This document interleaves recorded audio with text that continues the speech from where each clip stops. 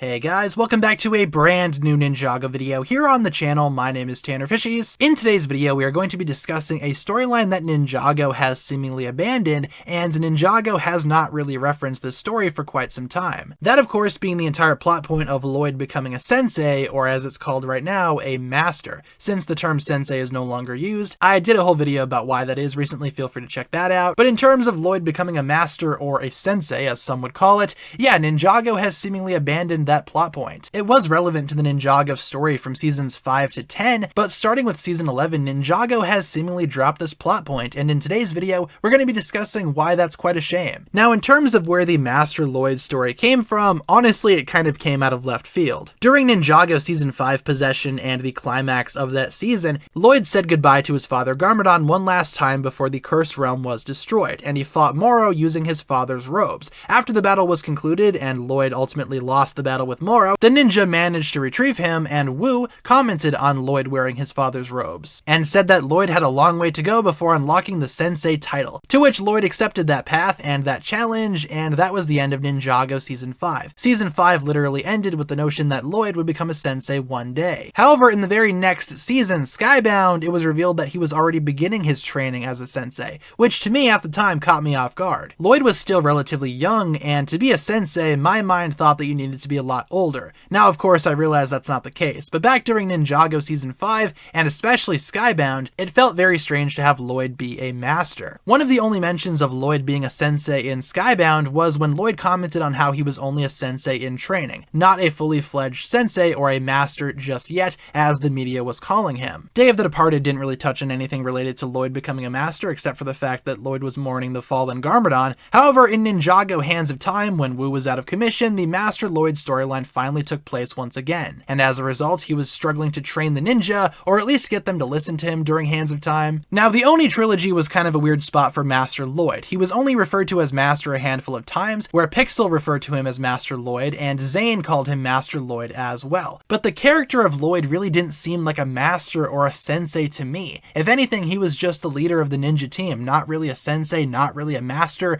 just the leader. He didn't really have the wisdom of Wu, nor did he have Wu's charisma, nor his training style, so Lloyd being called Master still felt really weird to me. And honestly, throughout the entire rest of the Oni trilogy, the Master Lloyd title wasn't really referenced all that much, if at all, and as I mentioned earlier, starting with season 11, that plot point had been thrown out completely. And I think that truly is a shame, however, I can see why the Ninjago series would drop it. Lloyd being a master doesn't really make that much sense, especially if he's trying to command the other ninja. He's the leader of the team for sure, but their sensei, not really. And also for another thing too, the other ninja were a lot older than Lloyd at the time, so it was hard for not only them, but also for the audience to take Lloyd's master role seriously. If they really wanted to present Lloyd as a master, he should have been a master or a teacher to a group of younger students, not his fellow ninja who are older than he is. He could never fill the void that Wu left, and if they did try to replace Wu, I imagine they would have went for somebody like Garmadon, who was a sensei there for a little bit during Ninjago's lore, but not for long. Lloyd, though, in my opinion, never really matched up to Master Wu in terms of wisdom, and I think that's a very important trait to have, especially if you're going to be a ninja sensei or a master. However, I think they could have built up to it periodically. Instead of having Lloyd become a fully fledged master during the Oni trilogy, what if they continued to build up towards that? And starting with season 11, instead of abandoning the plot point altogether, maybe they could have focused on Lloyd and his Oni form, which really was only brought up during Ninjago Crystallized. I think having Lloyd start focusing on the Oni form during season 11 would have made a fair bit of sense, especially because the Oni form was already a thing in Ninjago's lore at the time, with Garmadon showcasing his Oni form during Ninjago Season 10. So introduce the Oni form for Lloyd during Ninjago Season 11. Start that plot point there, while also building on him being a sensei or a master once again. That way, throughout the entirety of the Wildbrain saga, that plot point could be orchestrating itself in the background. I wouldn't say dedicate the entirety of the Wildbrain saga to Lloyd, because that wouldn't really do anyone any good. All I'm saying is that perhaps when they focused on other things, like Master of the Mountain or Seabound, stories focusing on the other ninja, maybe in the background, Lloyd's Oni form could be growing and growing. Each season it could get progressively more and more out there, more Oni if you will. And maybe you could even do a storyline where Lloyd goes dark at some point, succumbing to the Oni power a little bit early, as opposed to having all of those plot points try to fight for screen time during Ninjago Crystallized. Start that plot point early on and build up to it. Play the long game. You may be wondering what the Oni form has to do with the master or sensei role for Lloyd. Well, think about it. Lloyd needs to learn how to be wiser. He needs to learn more control. all. The Oni form is the perfect way to harness both of those storylines and make them both make sense. Back during Ninjago Season 11, if Lloyd originally started unlocking his Oni power, he could have easily taken inspiration from Wu, taken in some of his wisdom. Wu, theoretically being part Oni as well, would be able to understand what Lloyd is going through, or even better, just get Garmadon back earlier. Have Garmadon teach Lloyd just like he did during Ninjago Crystallized, except make that a running theme. Like how during Hands of Time, Master Lloyd was kind of a background plot, continue with that background plot. Make it actually something that Ninjago fans can care about. In my opinion, the Oni form existing earlier would have done wonders for Lloyd's character. And all of that would eventually culminate in Ninjago Crystallized, where Master Wu would theoretically die. In reality, a lot of Ninjago fans did expect Master Wu to bite the bullet during Crystallized, and having Master Wu actually die during his battle with the Overlord, for example, that would have also done wonders for Lloyd's character. Maybe at that moment in time, he could have snapped and unlocked his Oni form fully, but he would eventually come back and take over that form, not just by seeing himself randomly in a reflection, but by understanding how to control his anger, by showing wisdom. After Lloyd harnesses the power of the Oni fully for the first time, he would defeat the Overlord and eventually take over as the new Ninja Master now that Master Wu had been defeated.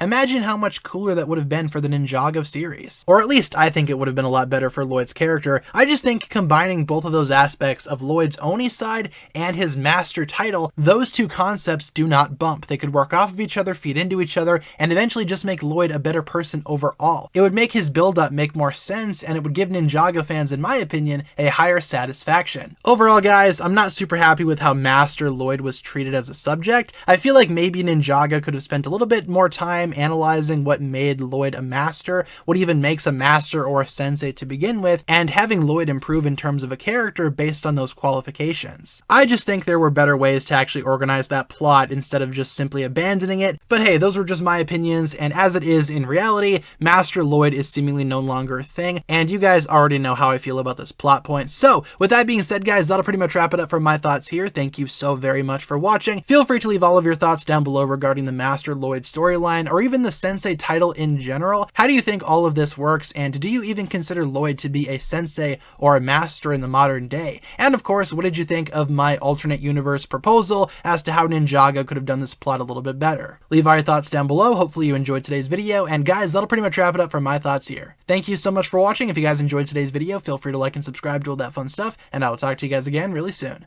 Peace.